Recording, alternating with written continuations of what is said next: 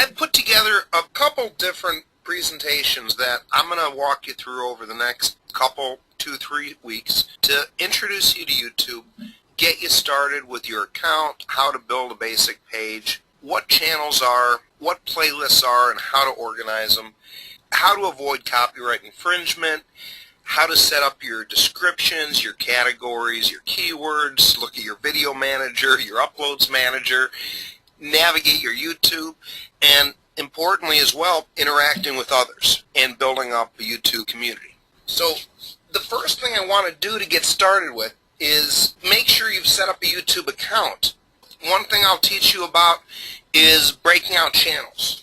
And when I say channels, if I were to jump to one of my videos, for instance, that's something that could link back to a channel.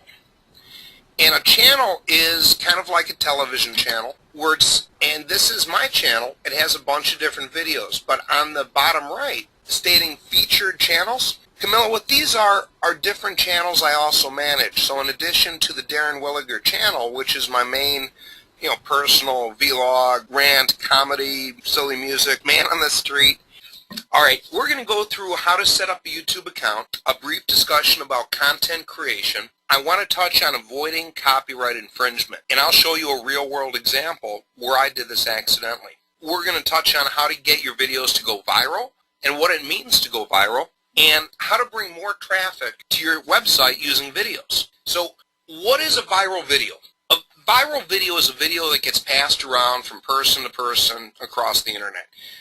And it's also the kind of video that can strategically create your video success. A viral video example could be a number of things. Let's pull up one example right now. So anytime somebody puts something like a UFO or Yeti or woolly mammoth,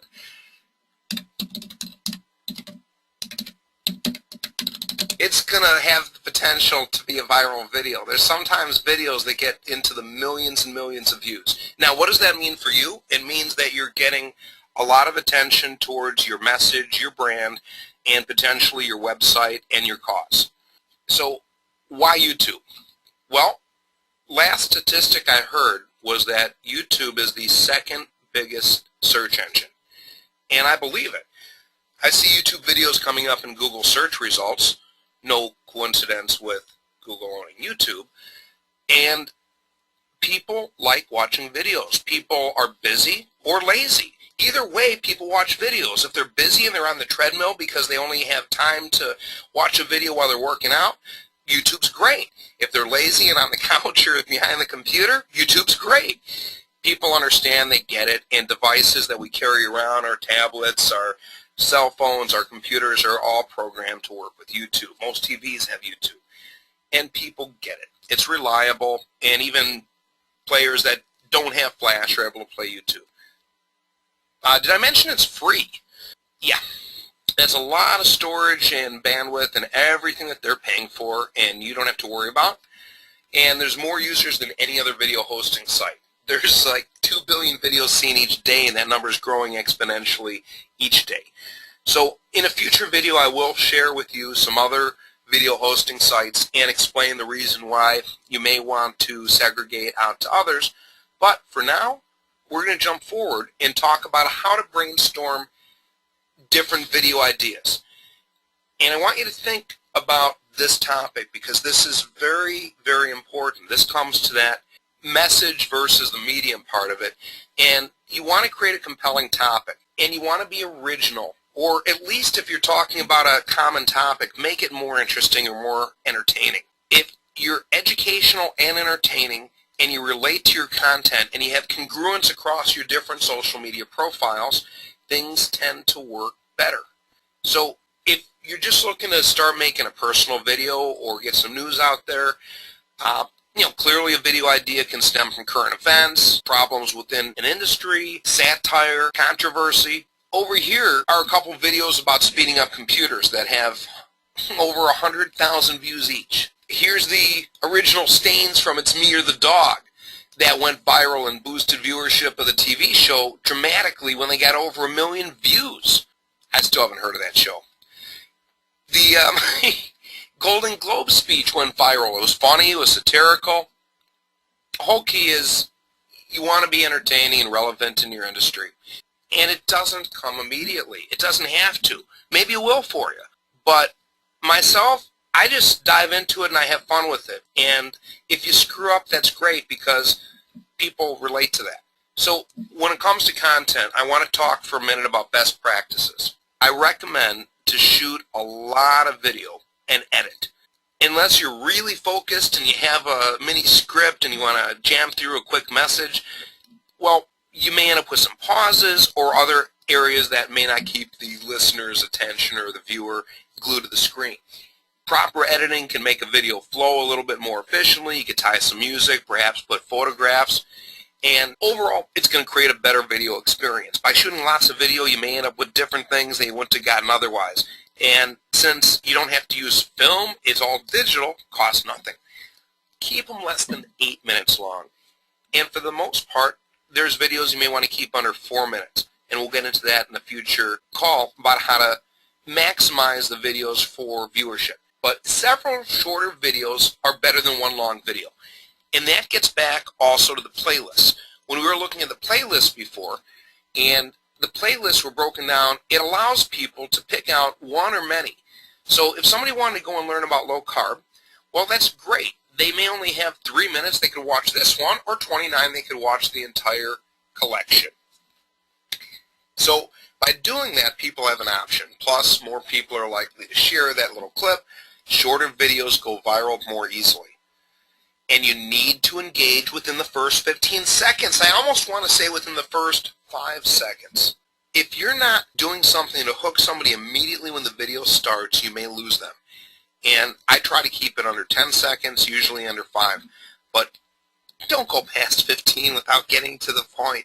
And you need to have a hook. Over time, things become more fluid and you find your style to it. But you just want to make sure that when you begin a video, it explains what the video is going to be. So if it's a video to make money or generate traffic, well, put a call to action. Tell them to click something or what website to go to. That's what a call to action is. What do you want the viewer to do? So some technology, the newer technology, will allow you to embed this call to action link into your video where you can have a clickable link. And here's how to do it. So if I want to add a call to action and I want to go into, let's say, low carb this, well, you would go into the edit video menu to click add a clickable annotation. So over here, edit info. Once you're in the info, you can then click through the photos and actually add annotations directly within the video. Something very important I want to point out too is the video thumbnail feature that you see here in the middle. This is key. If you want people to see your videos as they're scrolling through and seeing you come up in search results, you want to tune your thumbnail to be something more likely to pull somebody in. I chose that one. There's other ones available. But moving back, you can choose different items to be a clickable link within a video, and it makes it easier for that call to action if that's something you're going to do in your video. So like these guys over here, Annoying Orange, they have over 20 million views, and that's kind of annoying. But they always put call to actions in their video over here because they're a YouTube partner, they have a little link, but there's little links all throughout their video. And that's why it's a good example here. And they have a big orange at the end to buy their merchandise. So call to action, you can add a screenshot of clickable annotations from your own videos or other call to action examples. But the main thing when you make a call to action, make it clear and concise and powerful.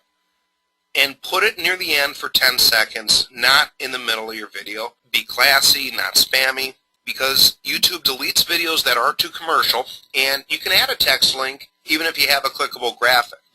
I mostly just use text links and find them very effective. So, subscribers. Well, you want to get subscribers to your channel, and you could use that as a call to action in your video. That's generally what I do in my vlogs, is ask people to subscribe. And I'll show you that real quick right now. So over here is one of my videos from the 100-day challenge, and the first thing you'll see here at the very bottom, subscribe. If somebody clicks this link, it says, hey, you're about to subscribe to Darren Williger's channel, and it gives information about that channel. So it's a great way to encourage people to subscribe. And you got to use that as a call to action in the video. It's a good way to get people to engage. I'm putting up banners on websites. And overall, you want to build subscribers into your videos. Without subscribers, your videos are only going to be seen when people find them in search results. It's a good idea to add a graphic to the video that directly advises people to go to the subscribe button. You could even use a screenshot to take them to your other videos. But I want to make sure that tonight we get through talking about copyright problems. And this is important. I'm going to show you an example where I actually had some music in the background of a video that caused problems with copyrights. And it's sometimes worse or easier than you may think. And I want to show you what it is, because YouTube really helps you out more when you play by the rules. And you don't want to screw around with copyrights. And I got to tell you a pet peeve of mine that I've seen endlessly. Companies that will go ahead and make a video about their business and put a copyrighted song in it. This is something very important that people are doing way too much of, and I've seen businesses that put video, and what happens if you go ahead and you put copyrighted music in a video, whether intentional or not, or could just be a bit of a background song, YouTube is going to flag that for what it is because they have tools that could read that music.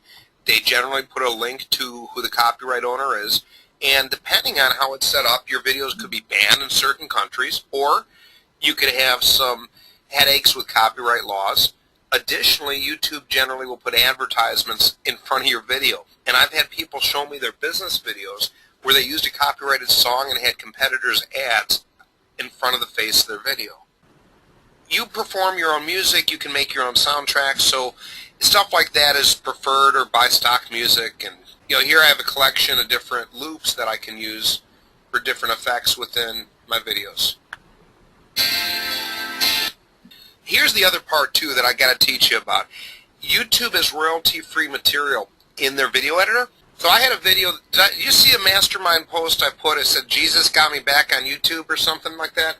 Surprisingly, nobody bid on that one. But the thing is, I had a video where I was driving to the DMV, and I turned on my flip camera, and Judas Priest, Breaking the Law, comes on, full blast. And it was great. I'm driving because my plates are expired to the DMV. I'm breaking the law. And I recorded it with that song thinking, oh, this is funny. And it was just a little clip. The 6-minute video of my DMV encounter in like 30 seconds to Judas Priest got my video banned. And it was painful because I don't know how to fight this kind of stuff, but getting a video banned can get your channel banned and can change how your videos come up in YouTube. There's with their algorithm with that. So what I did is I went to their video editor, and I ended up taking a different video that they had available, the only one that was the same length as my video. I looked up for and I found myself saying these words. You know what Here's the song that replaced the Breaking the Law by Judas Priest. You ready? I said, Jesus, Jesus, you